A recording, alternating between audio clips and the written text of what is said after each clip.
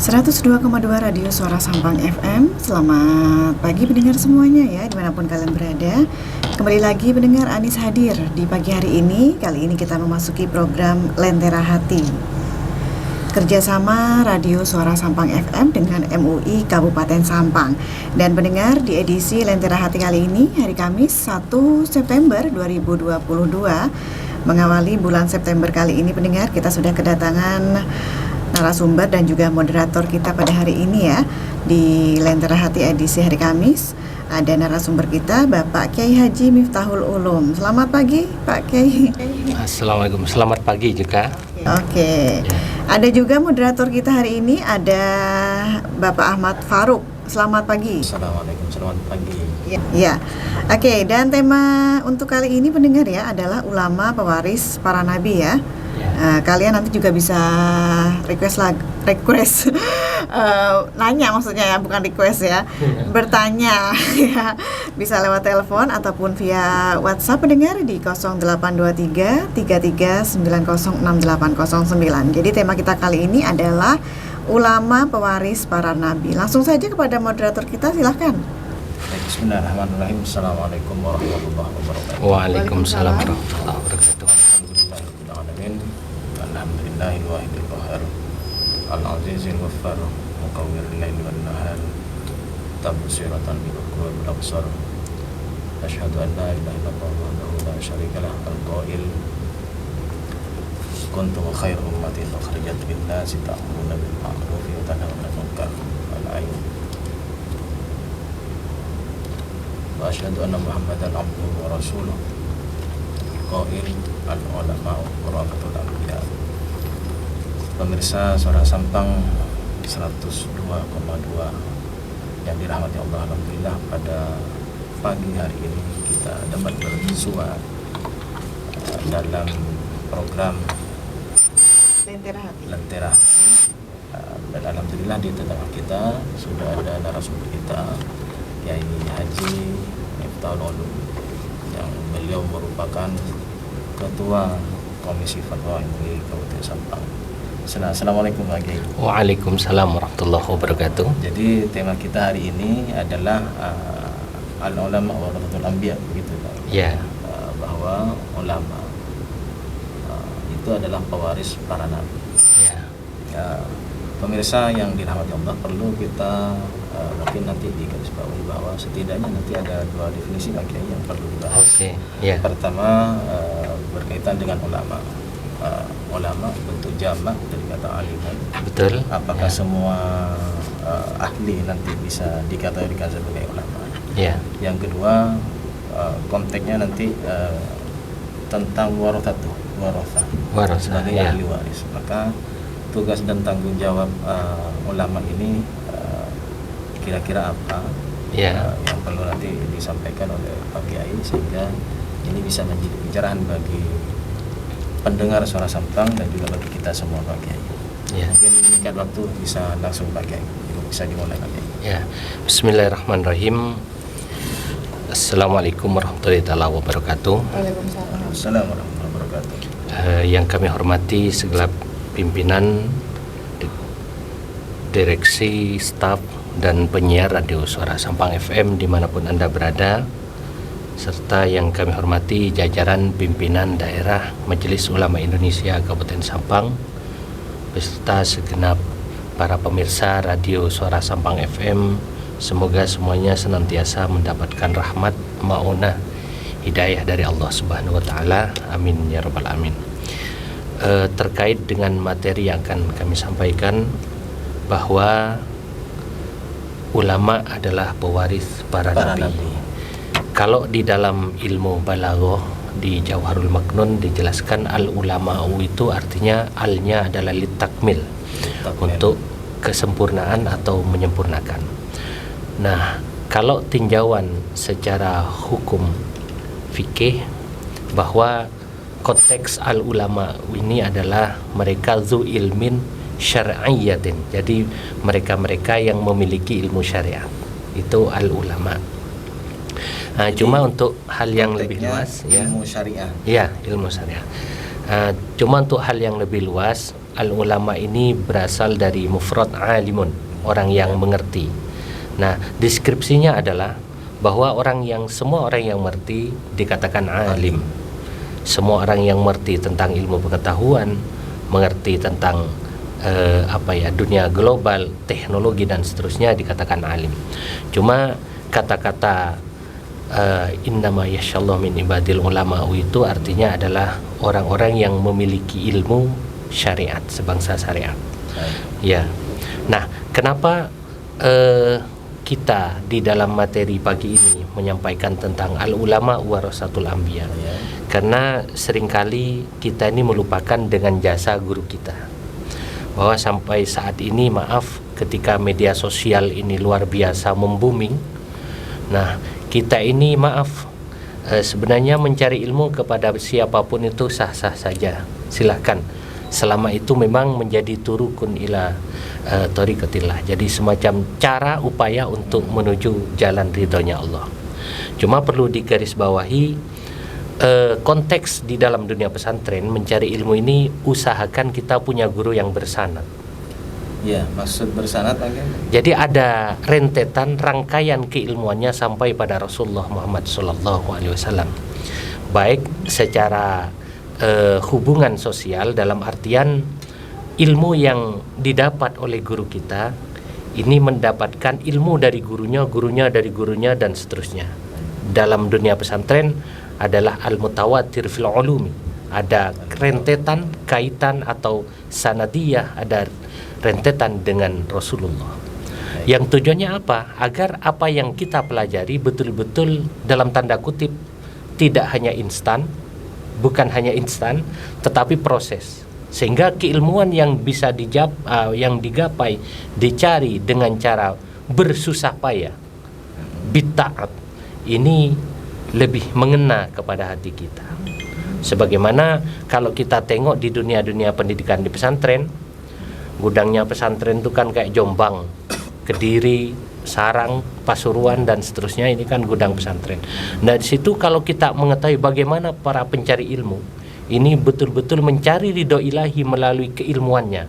Dan ini prosesnya panjang, mulai dari akan tidur sampai bangun tidur dan tidur lagi, cari ilmu terus. Nah, tentunya dalam hal ini ulama memberikan deskripsi bahwa ada yang namanya mencari ilmu yang sifatnya fardu ain, ada kalanya yang fardu kifayah. Sebelum dilanjut lagi, ya. Saya tertarik dengan bahasa tadi itu bahwa harus ada kesinambungan rentetan keilmuan, ketersambungan yang diposisikan sampai kepada Nabi kita Muhammad SAW. Artinya saya memahami bahwa ketika kita belajar, kita harus tahu bahwa ilmu kita didapat dari seorang guru, betul. Guru kita didapatkan dari guru beliau, sampai berentek istilahnya sampai tabi'in, sahabat dan Rasulullah. Baru Rasulullah. Nah, pertanyaan saya Pak Kiai yang ada di benak saya detik ini adalah bagaimana konsekuensi seandainya ada keilmuan yang berseberangan dengan itu. Karena sekarang kan sudah zamannya media sosial. Sekarang ada istilah ulama baru. Kalau di Jawa Tengah biasanya guru dikenal, kalau sudah alim ulama dikenal dengan mbah. Ini ada satu. Ini benar-benar canggih pintar, namanya Mbah Guru. Ini bagaimana Kiai? Ya, terima kasih. Sekarang untuk mencari sebuah pengetahuan, ini memang alhamdulillah ya, teknologi ini tidak selamanya negatif. Ada nilai positifnya.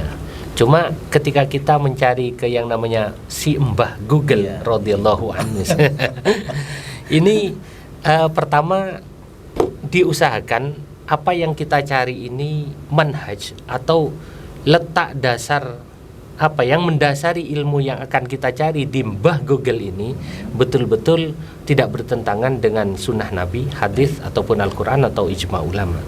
Nah, seperti contoh misalnya kita mau mencari hukum tentang masalah waris. Nah, tentunya banyak literasi ilmiah yang ada di internet itu ada karena memang sudah dijabarkan oleh pakarnya, oleh kiai, oleh ulama yang pakar di bidang mawaris, hal-hal yang terkait dengan kompilasi hukum waris.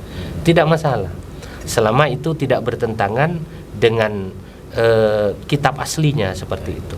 Cuma kita memang sebenarnya untuk Mbah Google ini penunjang saja, bukan sesuatu yang mutlak secara keseluruhan kita ambil. Karena ternyata banyak temuan, saya coba ketika ada forum bahsul masail misalnya, ada dialog, ada komunikasi atau musyawarah fikih, ini ketika sahabat-sahabat ini coba mencari deskripsi atau mencari ibarat, gambaran atau penjelasan takbir-takbir dari kitab, cari di Mbah Google, ini ternyata kadang nggak sesuai dengan kitab aslinya. Nah, ya misalnya di situ tentang hukum A, dicarilah misalnya di kitab Madzhabul Arba'ah. Begitu dilihat di kitab turasnya, di dalam kitab aslinya Madzhabul Arba'ah, kita kadang nggak ketemu dengan ibarat itu, dengan penjelasan kitab itu gitu. Jadi harus selektif juga, hati-hati. Artinya ada benang-benang yang dapat saya simpulkan pakai, kita sah-sah saja mengambil ilmu itu dari Google, selama pintu dan dasar dari ilmu itu mu'tabarah istilahnya. Mu'tabarah, betul. Baik. Kalau begitu ini bisa menjadi pencerahan bagi kepada pemirsa Suara Sampang. Mungkin dilanjutkan. Selanjutnya saya akan jelaskan ilmu apa yang fardu ain. Jadi kaitannya individu, tiap individu wajib untuk tahu. Yang pertama, ilmun yusahhihu ta'atan. Jadi ilmu yang yang bisa mengesahkan ketaatan kita dan wa ibadatan dan ibadah kita. Artinya ilmu fikih. Ilmu fikih itu fardu ain, wajib tiap individu orang muslim, orang yang yang mukallaf atau orang muslim yang balik, yang punya akal, ini wajib mengetahui ilmu fikih. Nah, tentunya belajar ini lebih utamanya adalah langsung berhadapan dengan guru. Bukan dengan Mbah tadi itu. Ya, berhadapan langsung dengan guru, karena di dalam ilmu fikih ini ada mabadi fikhiyah, ada fikih-fikih dasar tentang berwudu, tentang menghilangkan najis dan seterusnya. Ini bersifat ibadah untuk personal atau individualistik, maka ini wajib untuk dipelajari seperti itu. Yang kedua, wa aqidatan, ilmu fardu ain yang tiap orang muslim, tiap orang mukallaf itu harus tahu adalah ilmu tauhid. Minimal kita tahu ada aqaid 50, sifat yang wajib kepada Allah, sifat yang muhal kepada Allah dan seterusnya. Apa tujuannya? Adalah ta'kid dan lil qulub, untuk meyakinkan kepada hati bahwa kita di dalam beragama ini benar. Akhirnya tidak ada kegoncangan, la raiba fi, tidak ada keraguan ketika kita beragama melalui kitab Allah itu. Yang ketiga, ilmu yang muzakkil qalbi, ilmu yang membersihkan hati, ilmu tasawuf. Ilmu tasawuf ini banyak sekali, diantaranya ya kitab Ihya Ulumuddin karya Imam besar Imam Al-Ghazali itu. Nah, meskipun misalnya kita tidak bisa membaca literasi bahasa Arab, kita pakai terjemahan tidak masalah. Kita belajar dan terus belajar.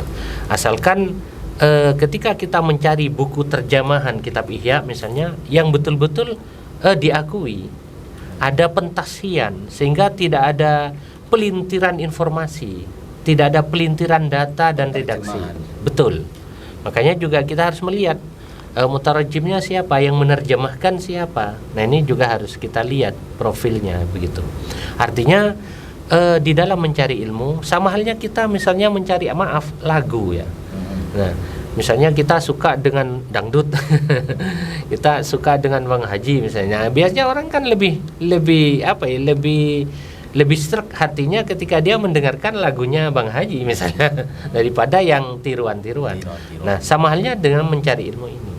Makanya marilah di forum ini kita lebih menggalakkan kecintaan kita pada guru-guru kita yang ada di kampung itu. Mulai belajar A, B, Ta, Sa dan seterusnya, atau belajar ilmu yang ada di kampung, ulama-ulama kita, kiai kita yang di kampung. Nah, itulah yang kita rangkul, yang kita dahulukan untuk kita mempelajarinya seperti itu. Baik. Di saat sekarang Pak Kiai, kita bisa lihat perkembangan pendidikan sudah sangat pesat. Iya. Beda dengan zaman orang tua kita dulu. Iya. Tentu ini menjadi informasi yang sangat baik Pak Kiai, bahwa ada keilmuan yang memang wajib dimiliki oleh setiap individu. Iya.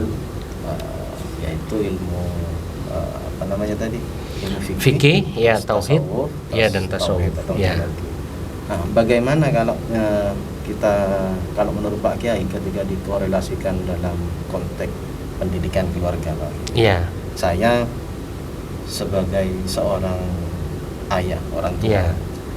dalam memanage pendidikan anak, Iya.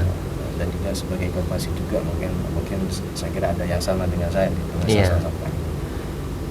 menurut Pak Kiai kira-kira apa yang harus saya dahulukan untuk pendidikan anak saya ini? Iya. Karena sekarang zaman sudah industri Pak Kiai. Iya. 4.0 bahkan sudah 5.0. Iya. Dunia internasional. Artinya kalau kita tidak punya skill, Iya. kita akan tersisihkan. Iya, betul. Bagaimana korelasinya dengan itu Pak Kiai?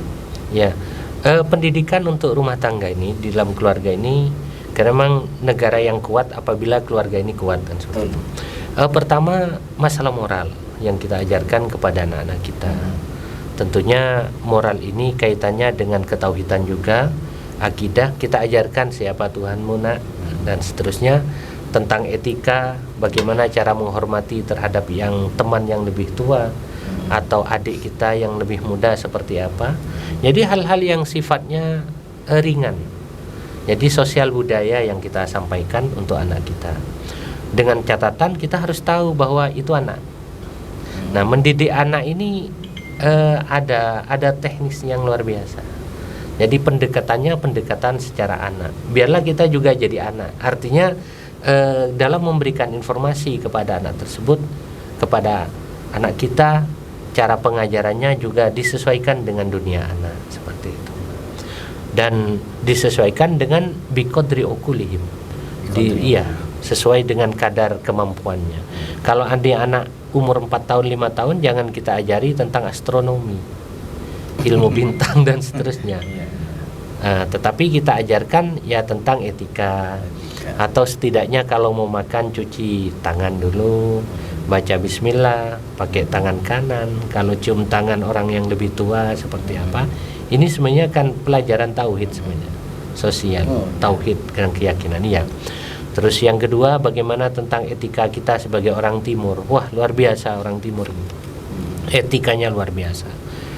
Kita menerjemahkan akhlaknya Rasulullah ya maaf, sepertinya orang timur nih lebih bisa gitu. Maaf ya.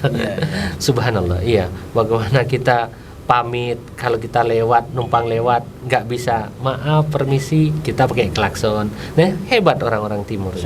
Ya, jadi menerjemahkan, dan ini saya kira ada budaya yang memang nilainya nilai teologis, nilai keagamaannya tinggi yang diterjemahkan oleh pendahulu kita di Indonesia ini. Jadi kita harus bangga lah. Barusan kita merayakan 17 Agustus kemerdekaan, bahwa Indonesia ini adalah luar biasa, negara yang luar biasa saya kira.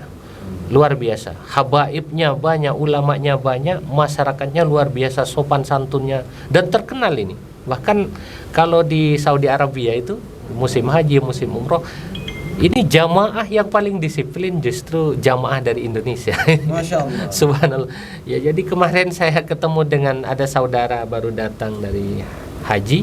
Beliau menyampaikan ternyata subhanallah, pengakuan imigrasi dari Arab Saudi bahwa jamaah yang paling tertib justru dari Indonesia, dengan etikanya yang luar biasa. Nah, ini berkah sekali kita ber-Indonesia ini. Ini yang disebut mungkin rahmatan lil alamin. Betul. Oke, dan ini Pak Kiai, Pak Ustadz sudah ada yang bertanya ya lewat WhatsApp ya. Anis bacakan dulu ini. Assalamualaikum Pak Kiai, Pak Ustadz, saya Ridho di Torjun. Bagaimana kita tahu apakah guru kita di pesantren misalnya adalah yang benar-benar mewariskan ilmu dari Rasulullah? Mungkin dijawab dulu ya sebelum ke pertanyaan lainnya. Oh iya, terima kasih. Jadi bagaimana kalau kita ingin tahu bahwa guru-guru kita ini mewariskan ilmu dari Rasulullah? Jadi sesuatu yang ditinggalkan oleh Rasulullah itu adalah sunnah, hadis. Hadis ini bisa berisi kaulan, ucapan, atau fi'lan, perbuatan, bahkan diam pun itu akan jadi hukum atau hadis dari Rasulullah. Nah, ulama-ulama muhadis, jadi orang-orang yang ahli-ahli hadis ini mengumpulkan, mencatat semua apa yang disampaikan oleh Rasulullah, termasuk kejadian-kejadian apa, sehingga bisa dijadikan istimbat, dasar atau hujjah dalil hukum. Nah, akhirnya lahirlah madzhabul arba'ah, misalnya dari situ kelanjutannya ada 4 madhab: madhab Syafi'i, madhab Maliki, Hanafi, dan Hambali. Kalau di Saudi Arabia ini mayoritas madhab Hanafi. Nah, Imam Syafi'i kita ini dianjurkan subuh kunut, Imam Hanafi tidak. Dasarnya apa? Hadis. Nah, ini artinya betapa luasnya ilmu ya. Sumbernya satu, cuma ada pengembangan. Nah, bagaimana kaitannya dengan ilmu kita yang di pesantren? Ya, kita taruhlah kita belajar di pesantren ada Alfiyah Ibnu Malik misalnya, ilmu nahwu, atau kita belajar kitab Fathul Mu'in, ilmu fikih. Nah, ini bagaimana atau apa tidak? Bagaimana nanti cara kita mengetahui apakah ini sambung pada Rasulullah? Semua keilmuan yang muktabar, yang betul-betul oleh ulama-ulama dunia ini disahkan, itu nyambung dengan Rasulullah. Karena tidak mungkin ada ulama terus tidak mengesahkan kitab Fathul Mu'in misalnya. Tidak. Jadi hal-hal yang sifatnya sudah umum dan memang semua pesantren, semua lembaga pendidikan agama itu mengajarkan, ini kita husnudzon bahwa itu adalah ilmu yang betul-betul nyambung kepada Rasulullah. Dalam tanda kutip, selama tidak melanggar bertentangan dengan hadis Rasulullah. Oke, berarti mungkin ini kalau ada orang tua yang ingin memondokkan anaknya ya ke pesantren, berarti ya sudah tinggal pilih aja gitu, keyakinan. Sesuai keyakinan. Dan kalau bicara tentang apa ketika pilihan untuk dipondokkan ke pesantren, ya pertama yang jalurnya yang sama dengan guru kita misalnya. Satu jalur ya. Kalau misalnya maaf sekarang banyak bermunculan lembaga boarding school ya. Justru kadang kita nggak tahu malah terjadi ternyata kasus teroris dan seterusnya. Nah, makanya yang artinya kita belajar di pesantren yang udah biasa, udah dikenal oleh masyarakat, atau alumninya sebuah pesantren, dia punya pesantren baru, misalnya dia alumni pesantren di Jombang atau alumni pesantren di Sarang misalnya, di Sedogiri, Lirboyo atau, nah itu fa insyaallah husnudzon hakul yakin itu udah sejalan dengan baginda Nabi, seperti itu. Itu gambaran gampangnya seperti itu. Tapi kan mungkin baru-baru ini kemarin ada beberapa kasus sama pondok pesantren juga. Nah, itu bagaimana ini para orang tua agar bisa tetap yakin untuk menyekolahkan anaknya ke pesantren misalnya. Nah, itu bagaimana? Sedangkan ada contoh yang sudah viral beberapa waktu lalu mengatasnamakan pesantren. Nah, itu bagaimana kita mengembalikan keyakinan para orang tua ini? Ya pertama orang tua ini cari informasi dulu ke keluarga terdekat atau tetangga tentang pesantren yang akan dituju. Nah, sekarang kan kata penjelasan tadi ada yang namanya Mbah Google radhiyallahu anhu. Jadi coba kita cari informasi di situ, atau setidaknya kita mencari informasi terhadap keberadaan pesantren yang memang alumninya sudah banyak di sekitar kita misalnya. Itu lebih aman daripada kita hanya melihat fisik saja, bangunannya lux, keren, mentereng, luar biasa. Bahkan ada pesantren yang menawarkan high class ya, kayak bintang 5. Nah kita sebenarnya hal yang mudah sebenarnya. Kita coba cek, kita tanya, cek recheck terhadap alumninya atau masyarakat yang sudah kenal dengan pesantren itu. Itu sebenarnya. Satu lagi sebenarnya Ustaz, mungkin bisa dijelaskan oleh Ustaz, oleh Pak Kiai. Jadi sebenarnya saya ini bertanya, Pak. Saya melihat di kota-kota besar ada yang model pesantren, tetapi di dalamnya saya kira sebenarnya mulia. Cuma ketika tadi dibenturkan dengan paparan dari Pak Kiai, sebenarnya nggak nyambung gitu. Model pesantrennya ini adalah begini, Pak Kiai. biasanya yang didatangkan itu adalah anak yatim dan semuanya gratis. Tetapi yang di dalam itu yang diajarkan itu hanya bisa dikatakan 90% adalah hafalan. Maka kalau tadi saya dengar dari Pak Kiai bahwa pertama yang harus diajarkan itu adalah fikih, terus tasawuf, kemudian tauhid. Kok sepertinya saya lihat karena 90% pembelajarannya itu adalah menghafal. Kok sepertinya nggak ada di sini. Ini bagaimana menyikapi ini? Sekarang ini memang lagi booming ya program tahfidz itu ya, tahfidz Al-Quran. Itu sebenarnya sesuatu fenomena yang bagus daripada booming TikTok. Cuma begini, jadi memang pilihan asalkan ya dalam tanda kutip tadi bahwa pendirinya atau pengasuhnya atau pengajarnya ini dia lulusan mana misalnya, maaf ya, atau dia belajarnya dulu di mana.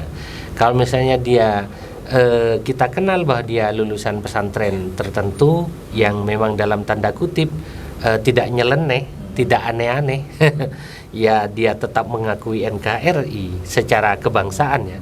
Dia mengakui perbedaan fikih di madzhabul arba'ah itu, tauhidnya juga sesuai dengan manhaj kita ahli sunnah wal jamaah, ya silakan. Cuma memang materi hafalan ini tidak hanya memang konsen di hafalan saja Al-Quran, tetapi harus ada materi pelajaran tambahan tentang fikih, setidaknya hal-hal yang ringan, cara menghilangkan najis dan seterusnya. Jadi multi kompleks. Silakan bertahfidz, ya silakan. Cuma ada materi pendidikan lain yang sebenarnya harus diajarkan. Artinya menghafal Al-Quran itu justru sebuah kebaikan. Wah, ya bagus. Tapi tidak boleh melepaskan apa yang materi-materi yang wajib seperti yang karena menghafal Al-Quran itu bukan fardu ain. Oh iya, saya kira kewajiban itu Pak. Ya cuma bisa baca Qurannya harus. Oh iya, baca Qurannya. Iya, karena wajib. Kalau kita punya kitab suci kok malah kita tidak kenal kan susah ya. Iya, berarti nanti kalau udah nggak kenal ya nggak kenal dengan Tuhan, dengan Allah, nggak kenal dengan Nabi. Cuma tidak harus dihafalkan gitu. Memang menghafalkan ini sebuah maziyah, sebuah keistimewaan, sebuah istilahnya fadl, keistimewaan dari Allah. Nah sebenarnya yang wajib ya hal-hal yang tekstual itu, kayak tauhid misalnya aqidatul awam, atau yang lebih tinggi ada kifayatul awam. Terus ada pelajaran fikih mulai dari dasar sampai Fathul Mu'in, Fathul Wahhab dan seterusnya, dari dasar dulu. Sebentar. Ya. Artinya menghafal sifat-sifat wajib Tuhan. Ya, itu wajib. Wajib. Ya. Menghafal Al-Quran itu tidak wajib. Ya. Jadi hukumnya apa Pak? Ya sah-sah saja, sunnah. Ya. Jadi cuma yang sangat ditekankan versi fikih ini kita harus hafal Ummul Quran. Karena Fatihah ini termasuk rukun sholat soalnya. Kalau seperti surat-surat yang lain tidak harus hafal surat An-Naba, tidak harus surat Al-Baqarah, enggak harus ya. Tetapi kalau baca kita harus bisa gitu. Iya. Ini ada pertanyaan selanjutnya ya di WhatsApp ya. Assalamualaikum Pak Kiai, saya Farhan di Jalan Salak. Ingin bertanya, apa yang harus dilakukan jika kita melihat atau mengetahui sifat Kiai sangat jauh dikatakan sebagai pewaris Nabi? Mohon penjelasannya Pak Kiai. Sifat apa? Ya mungkin maksudnya sifat kiainya dia, gurunya dia. Sebenarnya perlu interpretasi lebih. Iya. Cuma dijelaskan saja mungkin Pak Kiai. Iya, secara ini aja ya, secara kena waktunya memang sempit. Karena kalau kita mengkaji tentang al-ulama ini kan sebenarnya kalau tinjauan dari versi Balaghah itu mengatakan bahwa Sayyidina Ali itu mengatakan bahwa al-ulama itu ada orang yang mengamalkan ilmu di antaranya, punya ilmu dan mengamalkan ilmu. Nah, utamanya ilmu etika, akhlak dan seterusnya. Nah, pertanyaannya bagaimana kalau kita sebagaimana saudara Farhan tadi ya, di Jalan Salak. Nah, ini kita mengingatkan juga nggak masalah. Jadi kalau ada guru kita atau siapa kok sepertinya tidak sesuai ya dalam konteks keilmuan misalnya, ya kita mengingatkan. Tidak masalah, wong juga manusia, ustadz juga manusia. Ya, seperti itu. Oke, sudah ya kalau pertanyaan dari WhatsApp mungkin bisa dilanjutkan materinya. Baik. Ya. Jadi begini Pak Kiai, kita lanjutkan pembahasan materinya dari Pak Kiai. Jadi begini Pak Kiai, tadi sudah dibahas tentang al-ulama siapa Pak? Iya, warasatul anbiya. Selanjutnya bagaimana dengan warasah? Iya. Pewaris itu. Saya bertanya-tanya ini Pak Kiai. Iya. Karena berkaitan dengan warisan, maka ada hal yang harus dilakukan oleh para ulama. Iya, ini. Betul. Entah itu dalam bentuk kewajiban, tanggung jawab dan tugas dan sebagainya. Mohon dipaparkan Pak Kiai. Tugas dan tanggung jawab yang namanya ulama ini apa dan bagaimana Pak? Pertama adalah an-nasih. Jadi nasihat. Ya.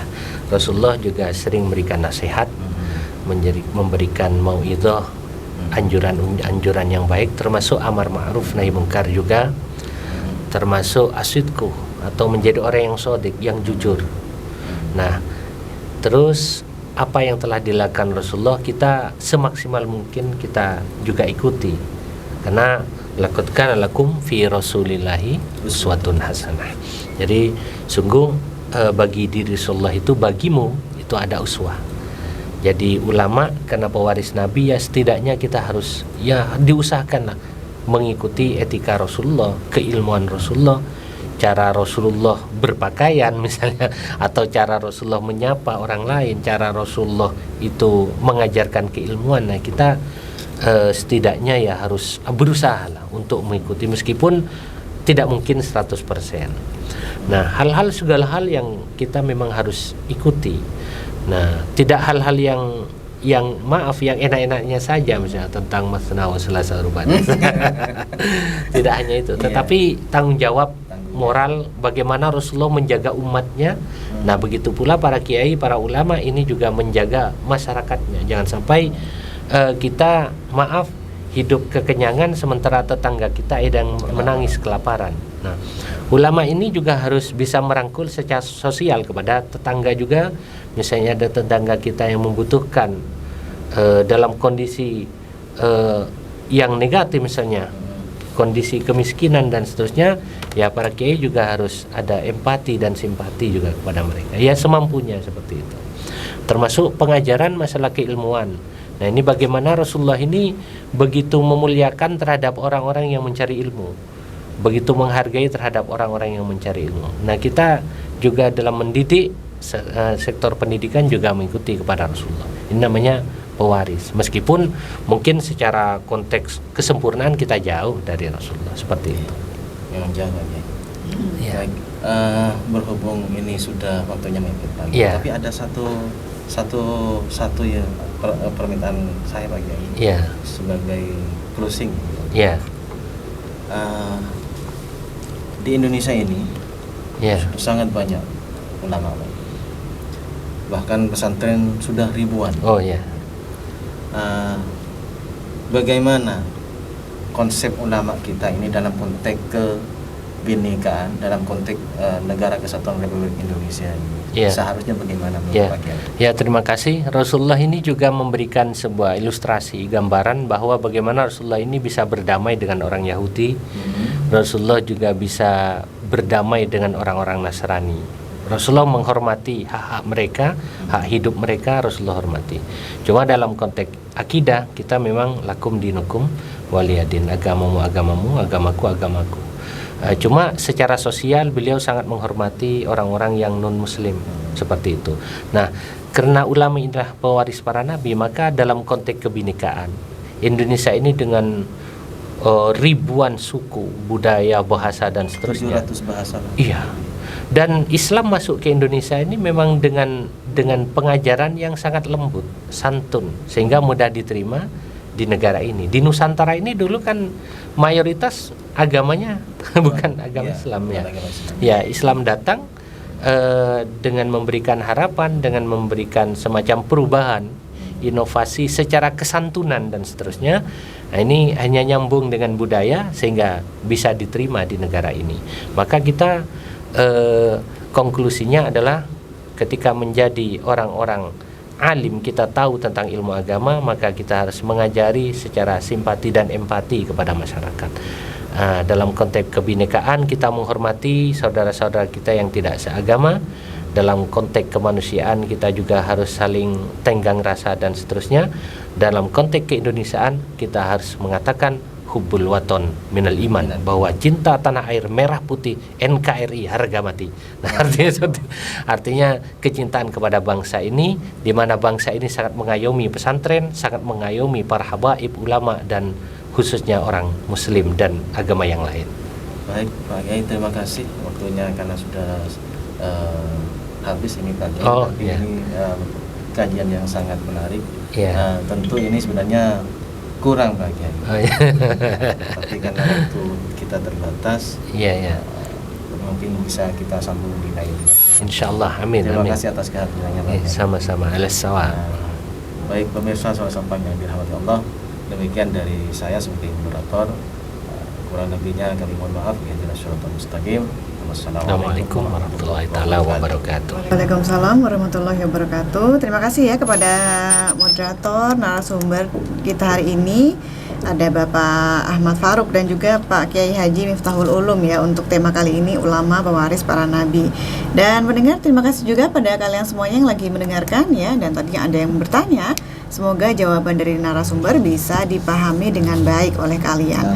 Oke, dan pendengar, Anis pamit undur diri dulu. Semoga kita bisa berjumpa lagi di lain waktu. Selamat pagi dan sampai jumpa. Ekonomi pariwisata, agribisnis dan industri.